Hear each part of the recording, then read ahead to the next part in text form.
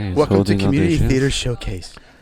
Welcome to Community This week Theater we have a Showcase. wonderful rendition of Streetcar Named Desire. Tell me about yourself. And everybody goes, Oh, yes. I heard some laughs back even even yes, back there. yes. Everybody went, all right. Okay. So Okay. All right. right. It's not. second. Okay, go ahead. Go ahead. No, you triggered me, boy. You triggered Wow, something me. went off in his I eyes. saw Sip that. of Wow, we beautiful got you. tequila before. It took, I believe, 17 generations to get the llama from full size down to lap size.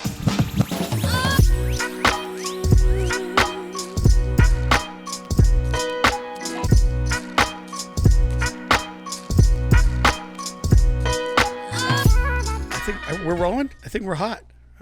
Wow. I'm hot. Should we? Well, you're very hot. This is gonna get interesting. Caliente. Where do we? How do we even kick this off? I think this is our first time sitting down in this studio. This is completely improvised. This is 100% improvised. An opening theme song. Well, I think podcasts are supposed to be, right? Isn't that what they say? I mean, there you are behind us. They say that- This is the way to start it off. And don't worry, Chris, your picture's coming up. Apparently, they say in a podcast, if you plan and you know what you're saying, it's not a good podcast. That's it. So So just- here's my cliff notes. My cliff notes for us are, we're kicking this off. Then we're going to have other people on. We're going to have agents on. We're going to do all sorts of different things. We're going to have major actors, influencers. Yes, agents. Yes, because we're very much an inclusive podcast. It's a diversity thing. And here's what's cool. We're here in Miami, but we're going to be talking about all the markets. And that's what I'm looking forward to getting into. I'm looking forward to talking about Hollywood versus Miami versus Atlanta versus Canada, where the filming's going on. I also want to hit, obviously, with the three of us being actor. Oh, he's taking. Are you taking pictures? Taking a selfie during a podcast? He did. It was. It's 2022. I know. You gotta take a selfie. So my thought is, I also want to talk about what happened during COVID with all the self-tapes. Going from Maine to what we've seen and what we're getting. Yeah, see? Well, and, exactly. And then we could talk about... And all the horrors that I see from like the self-tape sent from home. Yeah, You right. wouldn't believe it. Where do you guys want to start? And I'll walk us in. Do you want to start with self-tapes? You want to talk about acting? Because I want to introduce you guys. Maybe start with self-tapes. Start with self-tapes. Yeah. All right, so we're going to probably do 5 or 6 of these, and you guys can feel free. Wow, I have to do the open. The first the official. open. We're breaking the You gotta seal do the right open. now. I think we need a toast. Oh. Yeah, there we go. It's happening. It's happening. We've talked about this for years. By the way, this tequila is great. Max, thank you for this great tequila. So good. No, I love it. No, That's the thing. If I drink all of this, it's gonna be downhill from It's there. going to be a great podcast. It's gonna So, be. Gabe, you're up next, and we're talking about movies. His first Gabe, don't run away. Big welcome. Welcome. Andy, you let me know if I peek. I tend to peek a lot. Keep us all in the yellow. I had that problem when I was staying at your place. And the keys I peek early. peeking all over the place. Exactly. Yeah. Wait a minute. Bum. Wait, with that said, should I go to this picture here? I know I'm going to hate this. You are 100% going to hate this.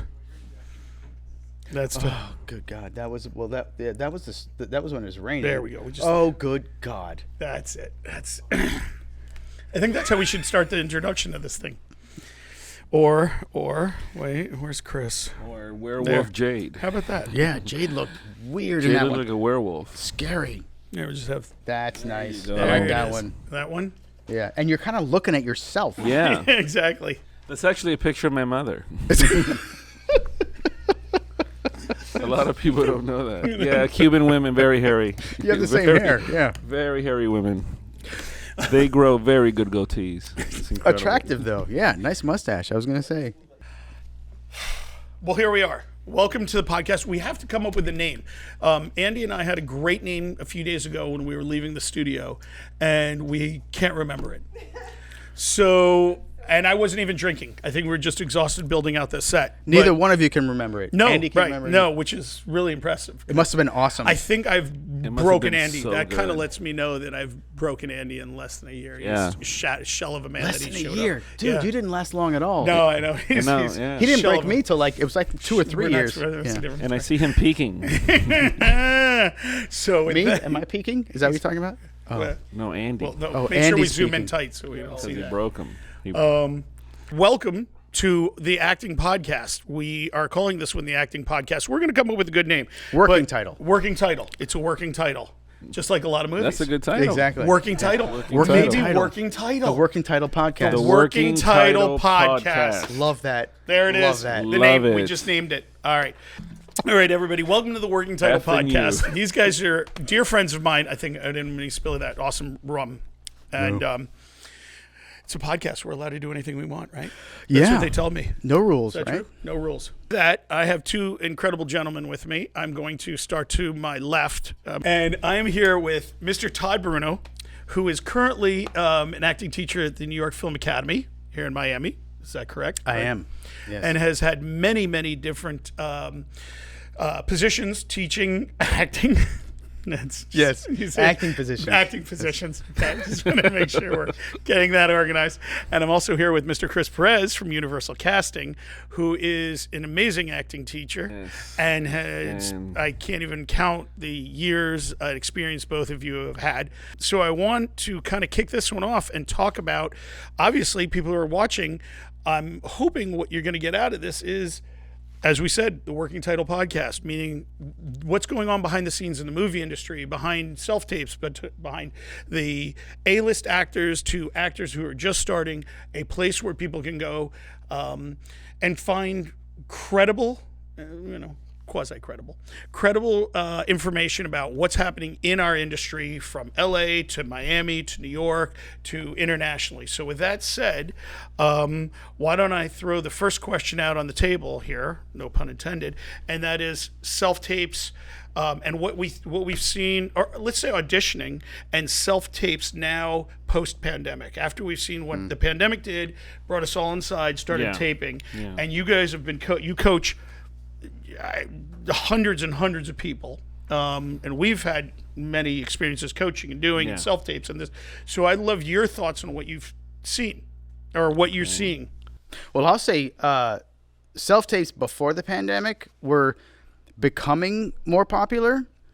They hadn't exactly taken the mainstream yet, but they were becoming more and more common. Since COVID, self-tapes are now the preeminent method of at least initial castings. And it's a necessary knowledge that the actor must have, just in case they can't get to there in person. They have to be able to know what to do for good self tapes. And I would say most of them don't, but they have to. Yeah, it's almost like you have to have a little like a mini studio in your own apartment or house. You almost have to dedicate a room or an area that you can self-tape to, because it has to. It doesn't have to be professional quality, but it has to be good. Like they have to be able to see you well, and they have to be able to hear you well. And this is a lot of actors. And have a good reader with them. Yes. I actually did one during COVID. I had a self-tape come in, and of course, we were in lockdown, so no one was leaving. So I actually resorted to. I called an actor friend of mine, and I said, "Would you be willing to read this with me?" And she was over Zoom while I was filming live for my self-tape, and she was reading with me over Zoom. It was weird. I think it worked out in the end. Totally didn't get the part, but But it worked out in the end. Was it because of you? Definitely That not was the 'cause goal. of you. It was, yeah. All right. Well, with that said, but Chris, you just said they need to know it. I mean, what I find really interesting, and I say you've sent me some people here to the studio. Obviously, I have a studio. We're sitting in a studio. I have the lighting and the audio and that. But I think, I've seen some of the self-tapes that people are publishing online talking about, here's how I did my self-tape. And and where I'm going with this is to say, not every self-tape warrants coming into a studio and doing it to that degree. Agreed. Right? Because we're in different markets here in Miami. Yeah. Yes. But that doesn't mean you don't see them come through. So with that said, I myself have had the same thing, questions asked, where it's like, what light do I buy? What camera do I buy? How do I, some of just really basic stuff of, you'll see people like take their phone and they're doing the readers here and the microphones here, and you're doing that. I'm like, all I can hear is, there's some just simple basics that we probably should address. Well, working, having the privilege of working at a studio, Universal Casting Studios, sometimes I'm in there and we see hundreds of self-tapes come in, and most of them are just horror shows in the sense that, for example, the reader, like you would hear this, okay, now you say, all right, and then I say, no, ready? Say it. Okay, now I'm going to say no. No. Okay, now you say, come on, say it like that. And they record that, and they send that. And you're like, So something as basic as that, as common sense, it goes out the window. Right. Yeah. What about as far as lighting? Because I hear a lot. Ring light. I hear a lot of people say ring light. Ring light. And they're cheap. I get it. No. They're cheap on Amazon. You can get one for $15. Yeah. But nothing bothers me more than if I'm watching someone's self-tape and I can see the ring in their iris. I'm like, no. And but that's unfortunately that's become standard, especially with the kids. You see that circle, and it does stink because sometimes. The eyes are the window to the soul, and it's hard when you have, you look like a werewolf with your eyes glaring like that, right. And it's insane. And sometimes that can be a great effect. You did that in Corona Camp for a shot, and we saw the rings in the night scenes. McKenna's eyes. Right, yeah, there was a few times specifically. Yeah. And it was cool. But that was for an effect. For in a movie. Yes. Right. But you're right. Lighting and I mean, people, it's funny you say that because the number one thing I talk about in a self-tape is after I can hear you and I can't really hear the reader, as we're just talking about, because that just removes you from it. And especially if you have a bad reader and, my kids are in the business, you guys know, and you deal with a lot of kids in the industry. The parents think that they can do the taping, and the energy, the chemistry, it's unless you're in the industry, it's a different animal. And that being said, so what I'll do is I'll see the parents kind of getting aggressive with the kid. You can hear it, and you can even see their eyes shut down. So going back to it, I'm going to say, forget that. That's the biggest problem. Move on. Let's talk about the light. Back to what you're saying, the lighting. I need to be able to see the eyes. And like you said, and if it's distracting, like I'll get people come in, they want jewelry on, they want this. I'm like, no, we're not here to see your style, your fit. It may be great. You may have all the drip, I don't know. They just want to see you act, and they want to see the connection you have with the camera, and so going back to like you said with the ring lighting, or like you're saying with the thing, there's just a certain element of that production value where if you're not distracted by something, then I think it's an okay submittable self-tape. What do you think about soft boxes? Because they're getting cheaper now. You can get a cool little... we're shooting with it. Yeah, exactly. Well, not even something this professional. That's right? high-end. Yeah. Or like these here. But right. You can get a nice cheap little softbox off of Amazon now for $30-$40. Yep. First off, every light should be diffused. That's a number one thing in cinematography. You never shine, and that's what you see mistakes. Glowing. If you look at the reason people love the light rings is they have a diffusion. That plastic in there is diffusing the light and trying to soften it and creating that ring, if you will, to soften so you get the skin tone. Mm-hmm. And that's where so many people make a mistake. They crank the light up, and then you have all this light, and your skin is made up of water. I mean, we all know our body's made up of water, and what does water do? It reflects. So you're blasting light to reflect back into the camera sensor. The background then gets a different color. So you need one, if you can just diffuse a light, you can buy a shower curtain for $9. Put a regular big light bulb, just a cheap, almost any type of light source, put it through a shower curtain, put it that way, and you'll get a nice soft diffused light. Yeah. They do this in movies, in indie films. They do this. The liners, the shower curtain liners. Yes, the shower. Yeah. Thank you for clarifying. Yeah, that's not the tequila at all. Don't get don't get the Spider-Man. Right, the Spider-Man shower curtain. That's a different Spider-Man shower curtain.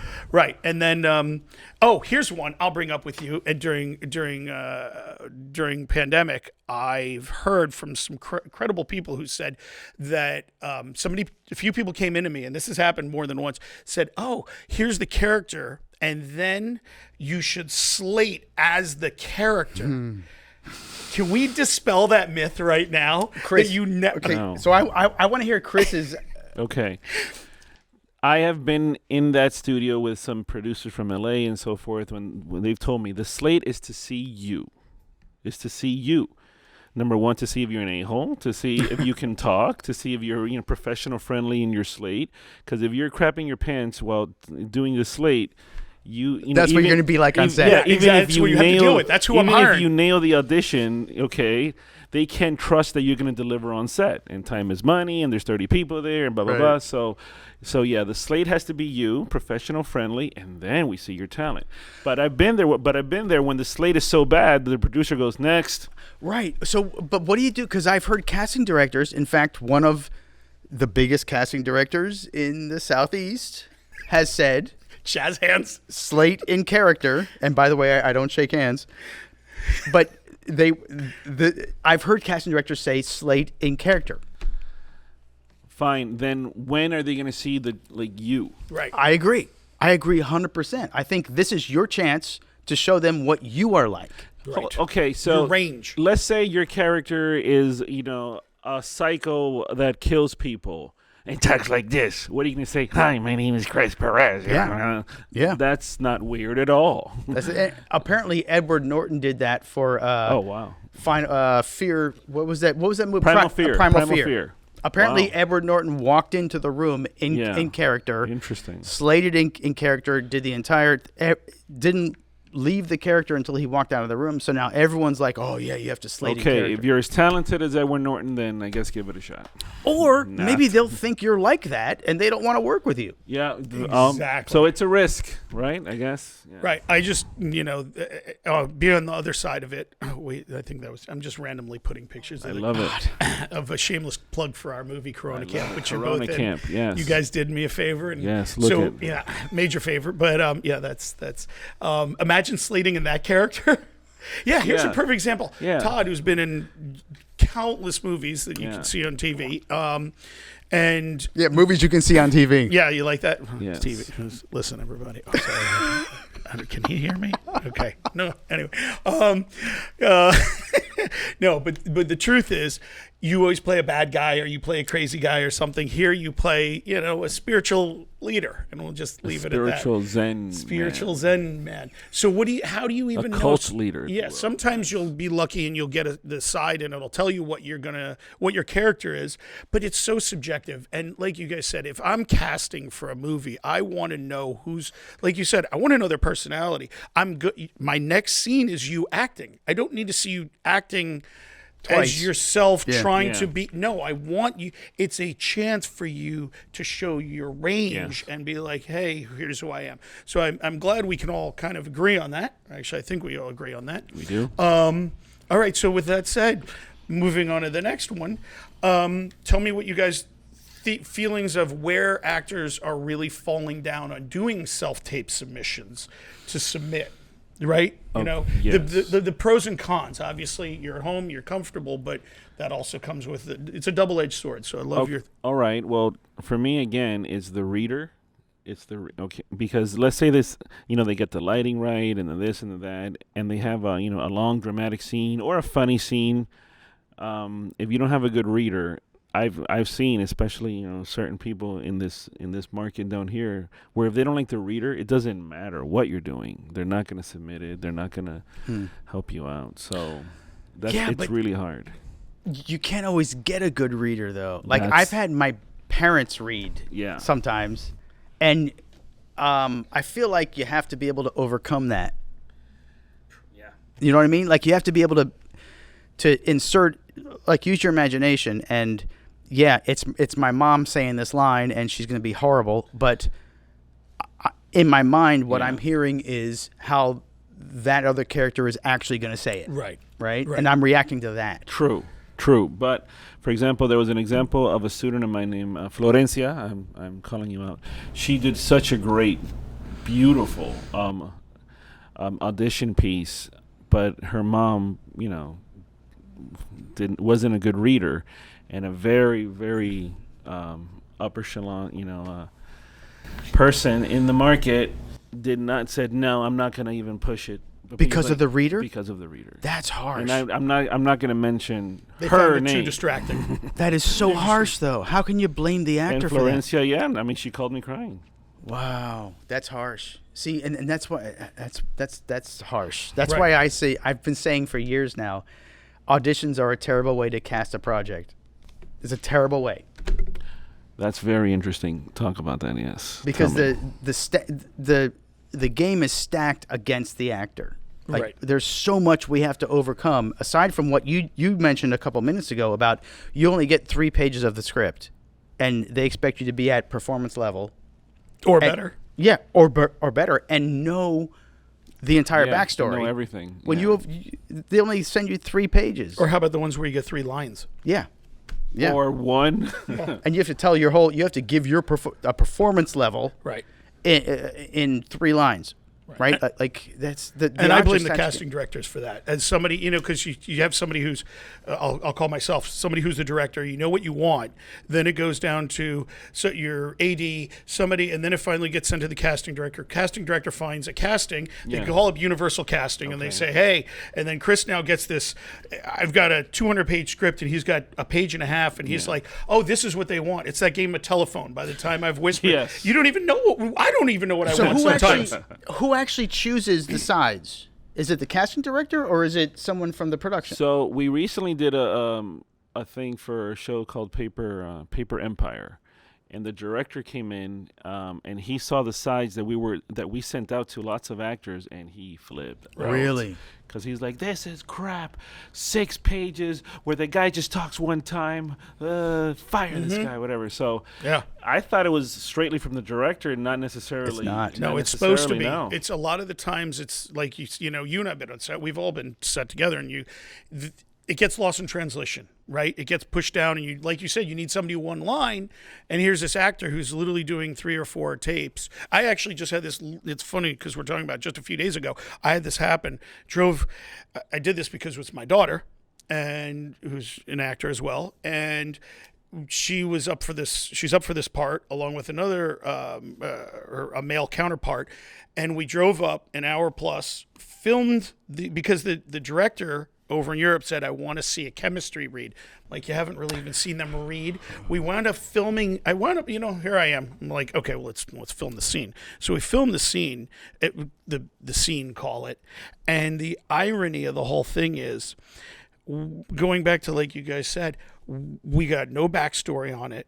We had to look. We literally, you're just kind of coming up with this stuff, and you're like, is this? Are they doing this ironically, or is the writing like?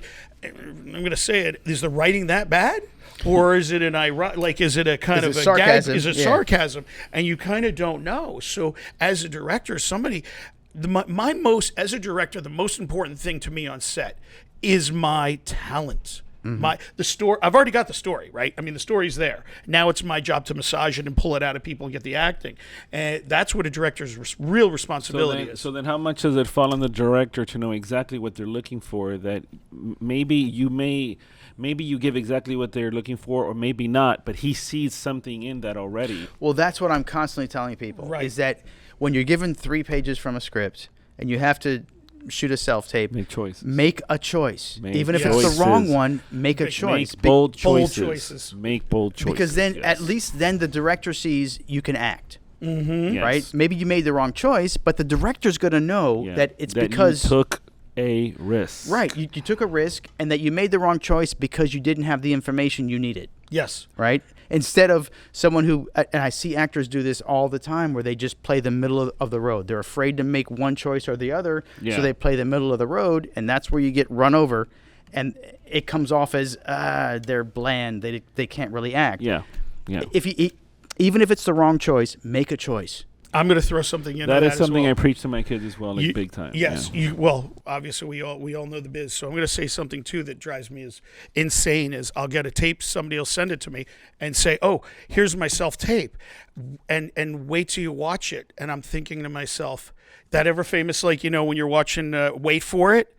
nobody's going to wait for it. If you can't nail me in that first 5 seconds, 5 seconds, not 10, 5. If I can't, I'm getting hundreds, thousands of tapes. I've talked with major directors, friends, people in the industry. They will literally, they're like, 10 seconds, done. So you may have this incredible moment that was going to win you an Oscar and an Emmy, whatever. But 30 seconds into the tape, never going to go. No one's going to see it. No one's going to see it. Once So again, if you don't capture me in that first to 5. piggyback on what he's saying, I've been there, I've witnessed it, where it's a 2-minute audition piece.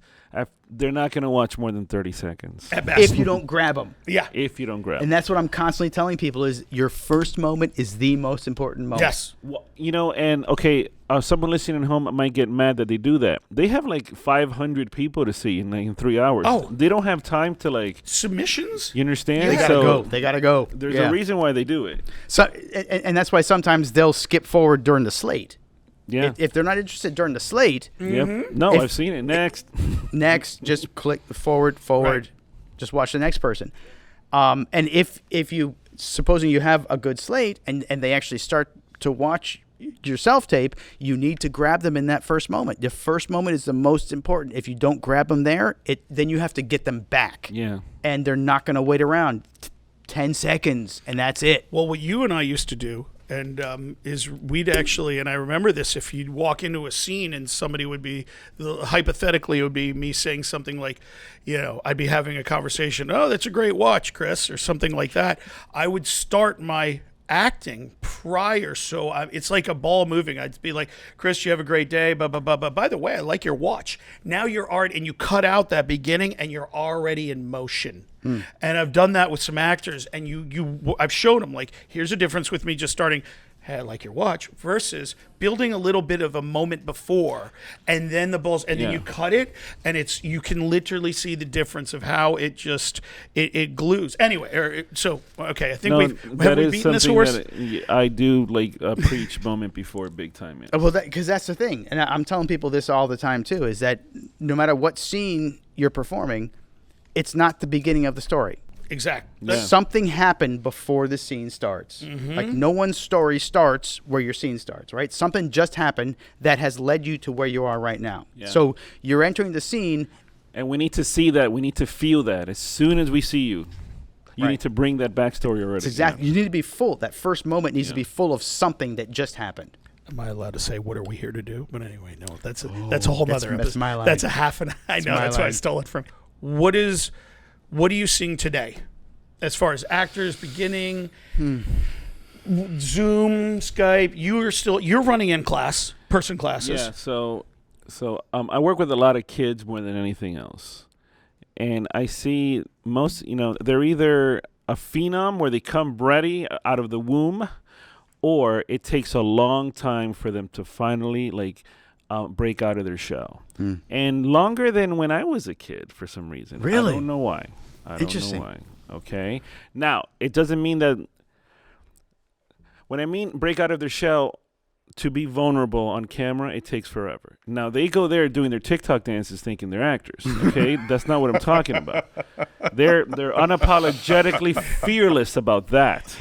But I'm talking about learning the techniques and wait. I have to actually expose myself. Yeah, be vulnerable. Yeah. For some reason, it's taking longer. Okay. Well, Meisner said it takes 20 years to make an actor. Oh, there you go. And I'm dealing with a slightly different age group than you. Now, I'm dealing with the college age kids. Oh. They're all in their 20s. My condolences. Yeah. So I'm seeing a lot of college level acting. Is everybody getting a trophy? Everybody gets a participation. I think I'm going to get a participation trophy. Yeah, here you go. So, no, I mean, they're not that bad. And there are some standouts, right? There are some people that are just... Because here's the thing. I mean, my theory is your acting ability is the combination of whatever natural talent you were born with and the skills that you acquire on top of that. And that you're willing to work for. Yes. Right. So you combine your natural talent with the skills that you work for, and that combines to form your acting ability. Right? And some of us are born with more or less natural talent than others, which just means if I'm born with less natural talent, I have to work harder to get to the same level as someone who was born with a ton of talent. And what I'm seeing now, at least over the last few months, this semester is laziness. They're lazy. They don't want to do the work. People don't know how hard actors truly work. I'm constantly trying to push my students to do you have to do the work. I had to come up with a quiz to get my level 3 acting for film students, right? To get them to read the script. I provided them the screenplay. I'm like, here's the screenplay, here's the scene. Yeah. Read the screenplay, and then we did the table work, and after 2 questions, I could tell they hadn't read the script. Yeah. And also, and my kids, they're willing to go up there and butcher a word that they have no idea what it means. Yeah. When now more than ever you can look it up. In my day, my big butt had to go to the library to get a dictionary. Yeah. Now it's right here. Hey Siri, what does this mean? Still wouldn't do it. Right, pronounce it properly. Okay. Just something so simple. And it's wow. It's kind of an interesting thing to say that we're in that time where, because it made me think about a movie that you and I are in, where you had an actor, big named actor, who flew in from New York. Oh yes. Yeah, yes. Who actually showed up not knowing his lines, and so it's interesting. He got upset with the director. Yeah, I know. For expecting him to know his lines. I know. That was interesting. It's funny Tim you and I said talked that. about. We'll get Tim on this show, and we'll get that. It's we'll go funny you deep said in that. I've recently worked with some LA actors that they don't know their lines. They know that they don't have to know their lines because they bring in their laptop, and then I have to scroll it for them off camera, like it's a teleprompter. Oh, good God! And that's happened on several occasions. Yeah, I've shot a bunch of corporate stuff recently and teleprompter work, and people have said, "Oh yeah, they've done teleprompter." I've called the agent actually and said, "What are you talking about? This person, I need to bang these things out. It's a business. Let me back up. It's a business. Time is money. And I'm billing a client. If it takes you 20 minutes to get through 3 paragraphs and somebody else can do, perfect example, I was just talking about Tim. I'll give Tim a huge shout out. In 5 minutes, he can get through a whole thing, and we just crank through these scripts.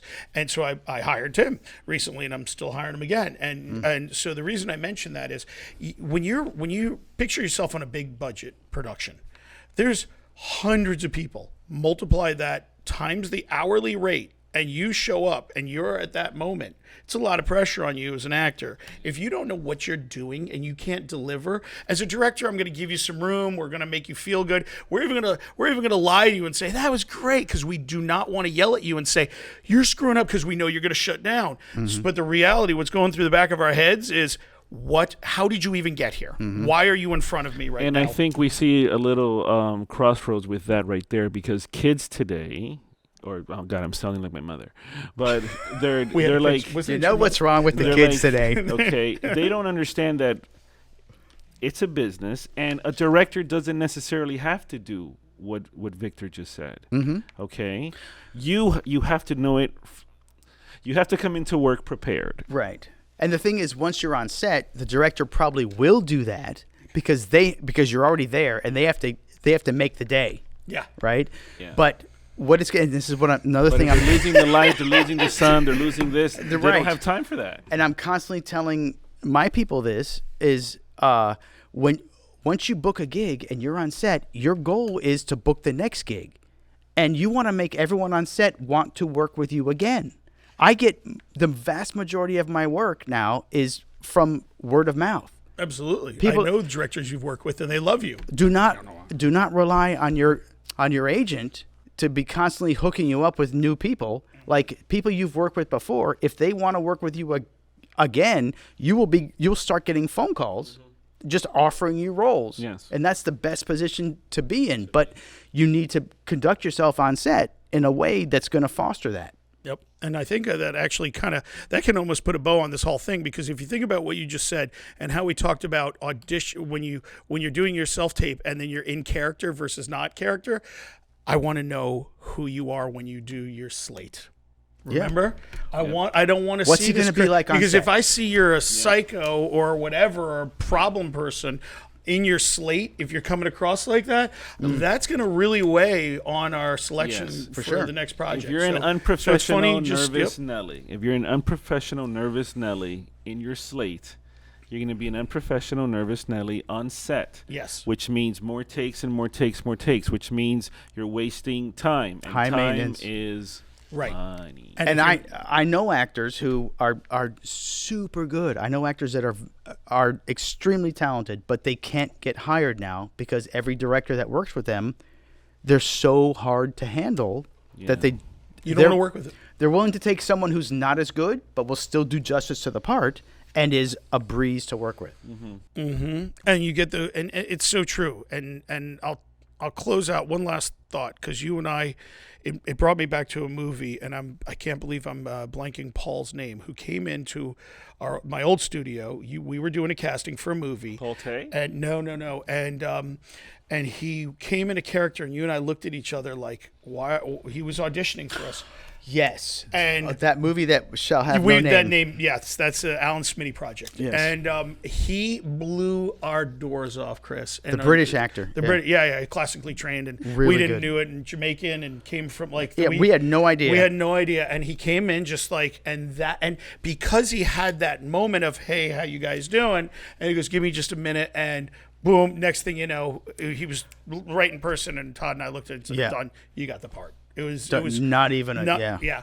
So, those are the moments that we can't capture now, because that's, like we said, it's all gone online. So I want to know as much about you as, when you get that, the thing I see, and you guys are going to laugh, I'm staring into the camera here on this one because I'm talking to everybody at home. When you get the famous thing, and I always laugh, tell me about yourself. And everybody goes, oh, yes. I heard some laughs back there. Yes, back there. Yes. Everybody went out, right? Okay. So. Okay. All right. Right. It's not. 1 second. Okay, go ahead. Go ahead. No, you triggered me, boy. You triggered wow, something me. went off in his eyes. I Sip saw of that. Wow, we beautiful got tequila you. before. Uh-oh. Now, with all these kids I have, they ask for 30 seconds of a personality chat. Okay? Just talk about yourself. And my God, they pooped their pants right there. They don't know anything about themselves. Anything. Like it's asking about somebody else. Yes. I'm like, Freeze okay, up. what's your favorite food? I don't know. I don't know. Okay, do you like going to Disney? I guess so. Yeah. Look, just... I'm going to hit record. Just talk about yourself for 30 seconds, please. Like, just be yourself. They shit their pants. And Absolutely. they're there, 10 seconds of silence going, what do I say now? Mm-hmm. It's you! Say you! Talk about you! These kids don't even... They barely know their address, by the way. Super triggered. Anyway, wow. Just another tip of my tequila. Yeah, no. They definitely have an interesting story to tell about yourself. That will add, even if you. Go for it. No. Am I allowed to link it below? Oh God. I'm allowed to link it below. Say yes. Of course. See, whatever. I heard yes. Of course, whatever. Wait till you see the link below. Look. I've been embarrassed and humiliated so many times it doesn't even have an effect now. But even if you don't have something, just be relaxed enough. And this is something else we should talk about in some future episode: is relaxation and how important that is. Yes. Because new ideas can come to your head and come out, express themselves only if you're relaxed. Tension is going to cut that off. Right? So one thing I do, in the castings, if they're really like this, I say, hey, from 1 to 10, 10 being super nervous, what number are you? If they go 8 or 9, I don't even bother with them because they're not giving me their true self. You just say, get out, go home. I say, please go outside. That's what I do. I wish I could say that. I wish I could say that. I say that in my head, but I say, go outside. I'll get you next if need be. But come to me when you're at a 3, a 2, maybe a 1 or 0, because then we can see you. You're wasting your time, and you're wasting my time if you're like this the whole time. And that's not you. That's not you. Yeah. That's not you. So, yes, very important about relaxation. And there's some simple techniques too. Some simple stuff like box breathing. Are they legal? Super. Some of them are. Okay. In this country, But only in Thailand. Wait, where are we talking that's about? what I was going to say. Some of them are. I think they're illegal in Saudi Arabia. Chris leaned it over. Okay. Only in Thailand. In Thailand, they're totally Should we legal. wrap this up? I think we went way too long because we have a lot. I think we just touched on some stuff. Yeah. And we didn't even get through a lot of the questions, so we'll have part 2 of the. But because they have to watch the next one. Yeah, I think we have a few here. So, with that, I'm going to say, gentlemen, I want to thank you for the very first. Obviously, this is going to get cut, so it could be the third, it could be the sixth. Who knows which one it's going to be? But thank you guys so much for being my friends. Always a pleasure. And coming here, and I'm hoping that we actually did something for a lot of those actors out there that are talented and need some direction, because our phones ring a lot, and if we can pass the torch along a little bit, I feel great about it. And I want to publicly thank Victor for putting all of this together. This is amazing. Superb. I mean, what a setup! Incredible. And you still have for this me setup. I'm selling this one hard, because that was soon the movie's getting released. I'm actually flying out to the AFM in LA to see about talking to some networks. I've already had a few for Corona Camp, but and Jade's art, my daughter. These are not to be seen. Amazing. Yeah, so there's a whole series coming around that, and you'll see her on the channel and lots more. And hit us up for like real world acting advice. That's exactly that's what made us do this, because so many of the parents, and you guys get the phone calls and we see it. It's like, I saw this on YouTube, I saw this, I read this, and they're great resources. Backstage is great. There's a lot, but a lot of this, and I'm not saying backstage, there's many of them out there that are great, but this is super organic. That's what I want to do. A lot of them are very structured. And so many people are just regurgitating old stuff. Yes. Strasberg, Stella Adler, blah, blah, blah. I mean... You mean the book that we're writing? Uda. Yeah. Uda. I mean, Uda. What we're trying... Uda Hagen, yeah. Uda. Well, this is like real world stuff. Like, Uda Hagen didn't have no concept of self-tape. Yeah. Right. Please. And that was, if you think about it, and that's the funny part, and... a lot of those books, if you go back, everybody talks about method. That was prior to TV. I mean, that was at the time of you had Charlie Chaplin, maybe at best, even before that, because that was the 30s and 40s. That came from the Russian theater company. Not even right. So we're now. We could go into hold Strasberg. on a minute. We could do a whole episode on Strasberg. We will. We're going to do a whole. We're going to go into methodology. A TV is like Jesus. How can I say this? What's a TV? Imagine a big iPad, right? Yeah. But, with antennas on it. But with a bad screen. Brr. So all right. And you have to bang on it to make it work right. Yeah. Well, one of my kids said, "What's a CD player?" And I threw up in my mouth. All right. So I think I think we could go on for a hot minute. So. We could totally go on. Everybody, thank you so much for watching this. And that is if you got all the way to the end here. I don't know. We probably have to do multiple takes. I've forgotten the name of our show. It was The Working Title. The Working Podcast. Title Show. The Working Title. I love it. Hopefully it'll stick. That's perfect. No, I think Todd nailed it. The Working Title. I love that. Yeah, you got the credit for it. Okay. I'm sure it was recorded. Cool. If not, you did. We want to get you working out there. The working actor, the working title. Yeah, working title. Working title. So thank you very much, everybody. And we will see you on the next episode. Peace out. Wait, no, we need something better than peace out. Not break a leg. Let's all say something. I mean, you say your own thing. Okay. I'm just going to say, come back and see us. There you go. And then you got yours? # Magnificent Marin. Magnificent Marin. Don't know what that means. I'll tell you. Just hashtag it. Okay, we'll put that up there. I have no idea what it is. Hopefully, if it's, hopefully, if you get to a weird site that gives you a virus, it wasn't. Yeah, if it's porn or something. Yeah. Oh, no. And with that, again, thank you everybody for watching. We'll see you in the next episode. Salud. Cheers. What are we talking about? I have no idea. I like having Chris's voice in my ear. Is that weird? That's not weird at all. The Love Doctor. I would love that, yes. You want some tequila? Do you want me to go more? Oh, sure. Yeah. But then I'm not responsible for anything I do. Can you grab No, I brought. Is that rum? Rum. We have rum too. It's tough. How about this one? Sherry cat. Yeah, that's the sherry cask. He's like, Luke, where's the cup? That's all yours. Is it okay if I break this here? I've given you the bottle. That's all yours. No, I'll keep it here. There's more back to you. There's a lot more back there. Andy, how good do we sound? Are we butter? Yeah. The audio's Real so good. That's real good right there. Andy, tell me how creamy the audio is. I feel like we should be doing late night talk radio. Like, so that was Miles Davis. Of course, the original 33 RPM vinyl. It's all we play here on WCHS. Because everybody knows young Miles Davis is the real best. Should I just leave this playing on the background? That works for me. Oh my God, yes. For the love of God, yes. Yes. I love Wallace Moore now. He's scoring points. In Small Village Theater, this is Small Village Theater Talk. Welcome to Community Theater Showcase. Welcome to Community This week Theater we Showcase. have a wonderful rendition of Streetcar Named Desire. Absolutely. At the Fort Lauderdale JCC. Yes, and please act fast. All 10 seats will be sold out soon. Yes.